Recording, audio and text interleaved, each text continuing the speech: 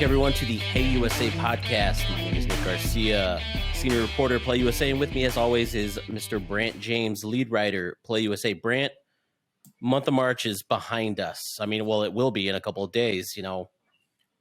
What are you thinking? What's on your mind? Well, a lot of March was total suckville. Not to bring geopolitics into it too much, but I feel like in the spirit of this show, we did a pretty good job making everyone aware that this was Responsible Gambling Awareness Month. Yeah. We hope that you all were responsible. We tried to. Also, it's much easier for me because I live in Florida and I ain't got no options. Nick, you live in a place that has adult games. Was it a good month for you? Were you responsible? I was very responsible. I try to only put a certain amount in my 3 apps that I use. And then once it's gone, it's gone. And so I bet a little bit there for March Madness, but nothing too crazy. And then I noticed after I lost my first parlay, I was just like, I'm not very good at picking this. So the parlays, man. Maybe I'm more of a baseball bettor than I am a basketball bettor. So everybody's waiting to hit that parlay. Yeah, you're brave on baseball. I can't do it. I'm bad at it. And just any game has a certain amount of I hate to use luck variability in it, but. Man, any game where you're just the smartest guy in the world and then a little puff of wind blows your smartness foul. That's frustrating. I try to stick to more of in-game betting for baseball. So I'm up there knowing that the first pitch of an inning, even the first inning, the guy has to throw a strike because it kind of sets the tone for the rest of the game. So you know which bet that Nick is betting on. The first pitch of the game is going to be a strike. So that's where I put it all. And it's kind of like when you walk into a casino and you put it all on red or you put it all on black on the, roulette tables. That's kind of how I am. I'll set the tone with that. If it's a ball, then I'm like, okay, maybe today's not going to be the day to place the bets. But if I can win that first one, all bets are off. Then I'm just, laying down money. So, but it's fun. Yeah. Didn't we learn several episodes ago that the best bet you can ever make is red or black in roulette? It's 49 point something %. I mean, the house has a little edge. It's never 50. Yeah. So that's the only bet you should actually ever make within your your means. Within your means. Yeah. So this episode, since we're winding down on March, we figured that we'd kind of, if you'd missed a few episodes here and there, kind of give you the highlights of March and, touch on a few things that we wrote. Oh yeah, hopefully you're not missing any episodes. Hopefully you're keeping up week to week. Yeah, they're studying for the test is what they're doing. Yeah. But we figured we'd touch on a few, just high level things and kind of wrap up the month, that nice little bow leading into April. So you want me to start, Brant, or you got something on your mind? No, I want you to start. I want to hear what you got to say there. All right. Well, I'd say the first one that's a pretty big one. I wrote a story about this. All these stories or anything that we mentioned will be linked in the description below. But the first one is there was a analyst from CBRE named John Decree who kind of wrote this piece, or he kind of mentioned, he told a note to his clients that the FanDuel IPO has the potential to kind of set the standard for online gaming operators who choose to take their companies public. Now, there's been rumors and discussions that Flutter Entertainment, who is the parent company of FanDuel, is planning to spin FanDuel off into its own online thing, much like DraftKings, much like Golden Nugget Entertainment. And with FanDuel being the biggest online sports betting operator in the world, U.S. world, what you got to say, he estimates that if the day comes where it does do an IPO, it could be up as much as $70.40, which is quadruple the price that DraftKings trades. So I know those numbers and everything I just said may have glossed over you, but think of it in terms of these rookie quarterbacks who, much like a Deshaun Watson or coming up Lamar Jackson, they may not be being paid much now, but the minute that they have the chance to renegotiate that contract, they're going to set the bar for what a quarterback gets paid. And in this case, FanDuel is the big quarterback looking for the next big contract. That's tremendous. Yeah, that's the IPO coming off the rookie deal. Yeah, DraftKings gets they're constantly on CNBC. They're constantly their numbers are being crunched because I remember when sports betting legally became a thing nationally. My father-in-law, who's a retired smart guy, an investor, Thanksgiving dinner. All right, which one of the, just hedging, just got to get in a little bit. All right, which one of these should I buy? He wants to know sort of the perspectives of the company, what their approach is, and he went with DraftKings. So this one, I have a feeling, a loyal subscriber, he better be to this. I would think that maybe he's going to move some things around and maybe go to FanDuel. That is pretty impressive. And I think that shows the power of having the intergalactic organization behind them, such as FanDuel does. Yeah. The next thing on my list I got is, this is for the Bluegrass State down in Kentucky. The home of the Kentucky Derby has this much. If you can see me, I'm holding up a big 0 on it. It's 0. This I much can see sports that. betting. Yeah. It's none. 0. But recently, lawmakers have pushed a bill forward to allow not only sports betting, but online poker and daily fantasy sports. As we're recording right now, that bill still sits in the Senate. They have till April 12th, which is the end of their veto session, to get that bill across, to put it simply, the goal line. But it's been in the works for a while. It's been, maybe 2 or 3 years that they've been trying to get sports betting going. And it's always, that Republican stonewall, that conservative iron curtain, I guess you would say, that hinders them from being able to pass anything. But it's still alive. It's probably the furthest that it's gone, since they've introduced something. So Kentucky is on the verge of passing a online gambling bill. And we're kind of just monitoring to see if they can, finish the job. Yeah, that just seems right. Kentucky's fascinating to me, as you mentioned, you alluded to, with the horse racing culture there, the pari-mutuel culture there. Folks are used to betting on horses. Yeah.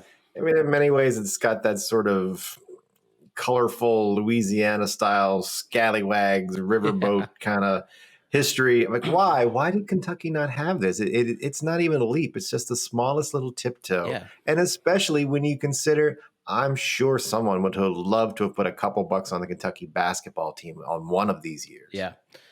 Maybe now. It paints a bigger picture because as the longer Kentucky waits, it's only going to get more surrounded by all the states that already have sports betting. Tennessee, Illinois, Indiana, Ohio's coming online, the Virginias, North Carolina. So the longer they wait, the further behind that they're going to get, the more that those tax dollars are just going to cross the border into other states. Yep. And it would be another SEC coloring book, state colored in, presumably blue. Yeah. Next on my list, I got the big news here in Illinois is the creation of a casino in Chicago. We've been following this for quite some time. It's been years since they've trying to get this next license here. Recently, it's picked up a lot. Mayor Lori Lightfoot has whittled down the list to 3 operators. Those are Bolly's Chicago Tribune, Rivers 78, and Hard Rock One Center. Now, if you know anything about Illinois and gambling and casinos, you know that Rivers Casino is basically in the backyard of Chicago. It's up by O'Hare and Des Plaines. So I would imagine that Neil Blum, the owner of Rivers, isn't going to let another casino operator open up in his backyard. So my bet right now is that Rivers Casino will walk away with the premier license to open up a casino in Chicago. That has not been confirmed. Lori Lightfoot said that she wanted to wait until the end of the first quarter to pick a winner. That deadline has passed. They're thinking more of early summer or late spring, early summer to pick that winner. And once they do that, they still got to go through the usual red tape, apply at the Illinois Gaming Board, all the yada, yada, yada. We'll fill you in on that stuff. But the main thing to note is that those are the 3 finalists. It's a big waiting game right now, but it's going to be significant. It's going to be a huge casino downtown Chicago or wherever they decide to build it. But they're expecting a lot of revenue to come from that thing. Yeah. Much like with New York City, I'm fascinated at the prospect and just the logistics and the aftermath of putting a large casino in a large city downtown area like that, and so many things to do already. I think it could just be fascinating how that the interplay there with the city and just the extra entertainment opportunities for the locals and the visitors alike. It's another little side note to that, or a little addition to that, is the city has approved sportsbooks at arenas. So that was another big thing too. DraftKings and Wrigley Field, home of the Chicago Cubs, have a deal in the works to bring a DraftKings sportsbook there. They say that will be complete by the end of the year, and that will just rejuvenize that area and make it a year-round destination. So that's going to be pretty interesting once these stadiums begin building these sports books. FanDuel has partnered with the United Center, home of the Blackhawks and the Bulls, to bring a sports book there, but there's no timeline when that will begin being built. But it's in the works. Yeah. Well, I guess the good news there for those operators is they don't have to try and hustle and make it for the playoffs. Exactly. I'm sorry, was that a shot? No, that's more of a fact. Yeah. The last thing on my list I have is, with the influx of these jurisdictions going live, the Midwest, specifically, the Iowa, Michigan, Indiana, Illinois region, has slowly become one of the hotbeds for gambling. Illinois already has the most video gaming terminals. It's kind of those things that you see in bars and restaurants and stuff. It has more of those in the state of Illinois than the entire state of Nevada, which is home to gambling. Now, here's a couple numbers I'll throw at you. For Iowa, 215.9 million in handle for March. 409 million in handle from Indiana, and Illinois had 867.5 million for January. It is just showing you that the Midwest is embracing gambling at a significant rate.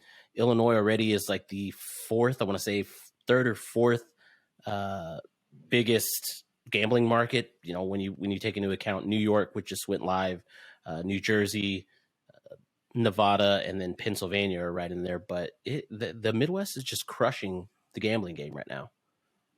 That's really interesting. I'm not surprised though. I married into Midwesterners, and I can tell you from my study in the field with the in-laws that they like casseroles. Yeah, they like a nice long drive. Doesn't bother them one little bit.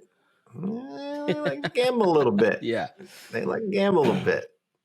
And they're also locked inside in the snow a whole bunch. So I think that all kind of goes together. Right now we're locked inside of a bunch of rain, but spring's on the horizon, so that's going to be nice. One day. But for the most part, those are the big highlights for the month of March that happen around here. April should be as exciting. We lead into another month. Bills are going to be passed. Sports books are going to open.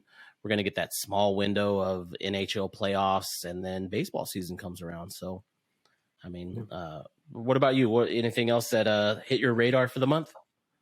Yeah, baseball. You mentioned it. The lockout ended, and we learned from a note that someone intercepted from the union to an agent. To my knowledge, the CBA hasn't been posted yet. It's been ratified by both sides, but not necessarily posted. But baseball players have earned the right to become sports betting brand ambassadors, much like the NHL players earned in their last CBA. Since then, Connor McDavid, center reigning MVP from the Edmonton Oilers, has signed a BetMGM deal. Some argue that Austin Matthews, currently the leading goal scorer in the league of the Toronto Maple Leafs, he signed a deal with a company there called Bet99. He was promoting the free-to-play game. It also has a sportsbook aspect. Some would say, he was the first. I'm going to go strictly by the fine print, and I'm going to give it to McDavid. But that is a large, big deal, that an active team sport professional athlete signs an ambassador deal. We'd seen some with golf. You could kind of argue NASCAR sponsorships with the drivers out shilling for sportsbooks, such as Austin Dillon has for a couple of years. That counts. Team sport, that's different. We've talked about that in past episodes. Now baseball players have this And it's going to be a real interesting reaction to gauge from baseball players and mainstream fans in general, because when you think of the massive, the most resonant gambling scandals in American history, there's been basketball, there's been football, but you think of Pete Rose and you think of the Black Sox.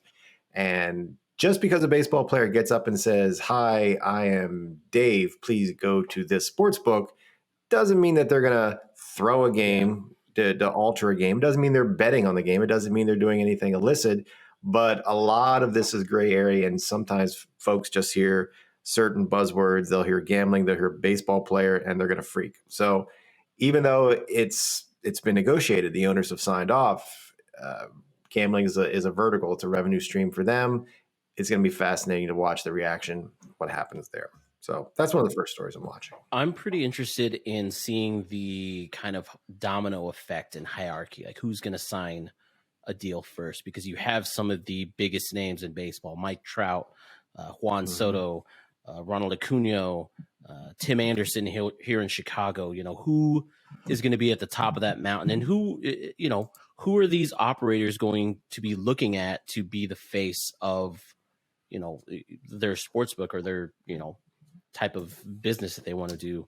I ran a little, for fun, I ran a little Twitter poll with my local White Sox community and asked them who they think is going to be the first White Sox to kind of sign one of these deals. And I think the guys I put were Luis Robert, Eloy Jimenez, Tim Anderson, and then just other. And overwhelmingly, people said that the captain, the face of the Chicago White Sox, Tim Anderson, would be the first one to sign such of those deals. So, I mean, like you said, it's going to be interesting. You would think that someplace like Pennsylvania would go after a Bryce Harper and rather, try to get a Mike Trout. So it'll be pretty interesting. Trout's interesting. I have no idea what Trout's feelings are on gambling, but I believe he's a Jersey guy. So he should have grown up thinking it's just, sports betting came during his life, but it should be just something that, Uncle Bob went to the casinos. Again, I'm totally speaking for Mike Trout. My assumption, and honestly, my hope as a baseball fan, is that the first one will not be Trevor Bauer, because he may just now be coming out of the woods, and he needs to keep his head tucked if he hopes to ever play baseball again. Yeah. So, had no Trevor Bauer references to this point. So there we are. And then one of the other interesting things I was working on this month, the NFL, if anyone out there is interested, Nick, if you're interested, they're looking for a sports betting czar. Basically, this person is now fully in charge of integrating sports betting content. They're making sure that things run smoothly, continuing to utilize sports betting as a fan engagement, hot topic tool, but also they're in charge of maintaining integrity. That means when the Calvin Ridley stuff happens, you get the 3 a.m. phone call from Commissioner Goodell, and you've got to start making the calls to the old NFL Pinkertons. They've got their own little detective force there that figure all the stuff out. And that sounds like the part of the job that really creates some acid. So there's the right person out there somewhere. It's going to be a high stress job, and just be ready because I think it's going to be really interesting. We've not heard from the NFL, and we probably will not, whether they're going to act upon a couple of Vegas sports books saying, hey, it was really odd that the odds on the Bucs winning the Super Bowl, or there's a lot of bets made on the Bucs winning the Super Bowl right before Brady came back. There's a couple of sports books that sort of raised the flag on that, and I've not heard anything further about the NFL looking into this. But these are the kind of folders, if folders even exist in the corporate world anymore, that slide upon your wonderful Amazon wood desk that first day if you get this job. Yeah, I feel like you're going to be using the mop a lot of time with that job. Like just, I guess with the NFL, it's very interesting. I don't know if interesting is the right word, but when these sports betting partnerships with the pillars of sports, and we consider those to be the NBA, Major League Baseball, NHL, and basketball, NFL was the last one to kind of get on board with this train. They sat on the fence for a really long time and did not want to strike a deal or get involved. But ever since they came around, boy, did they come around big. Like they struck They won all of the money. huge. Yeah. So all of I feel, I mean, it was the next logical step to kind of seek a position like this. So it's going to be very interesting on who ends up taking this job. Is it going to be a former casino CEO? Is it going to be someone from like DraftKings or a fan? Are they going to poach one of these guys? So that's going to be something big to kind of keep an eye on. Yeah, I don't think it'll be Trevor Bauer. I'm sorry, I didn't mean to use his name twice. Circling back, and one of the first things on whoever this is, their desk is going to be Ridley, and they're probably going to try to call block him, because I imagine he's going to want to talk to this person a whole bunch. But keep in mind, the NFL and the NBA are going to have collective bargaining agreements coming up eventually, where their players are certainly going to want to do this too. And the NFL, who's been really rigid with players not getting involved, the teams can, the players not. It's going to be interesting to see how this plays out. The NBA has been gamble forward from the beginning, so I would imagine that those players are going to be able to launch into this. But again, it'll be determined when people get in a room and start haggling with each other. Next thing, and next big topic of the month is, it's not, we're HeyUSA, Play USA here, but we kind of consider Canada real close friends, sort of step cousins. And Ontario is going to launch some online sports betting and casino April 4 coming up real soon. Big day for the Canadians. And just to lead up to that, many people don't realize there really aren't that many people in Canada, but most of them are in Ontario. It's about 15 million. That would be the fourth or fifth biggest state in the United States. Wow. So Canada coming on board, a lot of typical American operators, ones you would recognize, and also some really weird ones like Cool Bets that has a polar bear mascot. Seems a little cliche, little condescending to the Canadians. But watching that province come online first among the Canadians is going to be a really fascinating thing to watch, and coloring in the map beyond the border here in North America. Yeah, so I was reading a little bit into that, and correct me if I'm wrong, but each province has to, much like states here, they have to legalize that form. So other provinces have talked about doing this, but Ontario is the only one that's going to be live in April 4th. Is that correct? Yeah, they're getting there first. Okay. There's some entities, some governmental entities in the other provinces, but basically the equivalent, the provincial lottery will offer, but they're also bringing in outside operators, the FanDuels, the BetMGMs, the PointsBets, the Score, who's homegrown for them. They're from Ontario. They're licensing outside operators. Currently, there's 16, I believe, unless a couple add before this hits YouTube. So it's going to be much more of a marketplace than the equivalent of the U.S. being Rhode Island, where the lottery runs everything.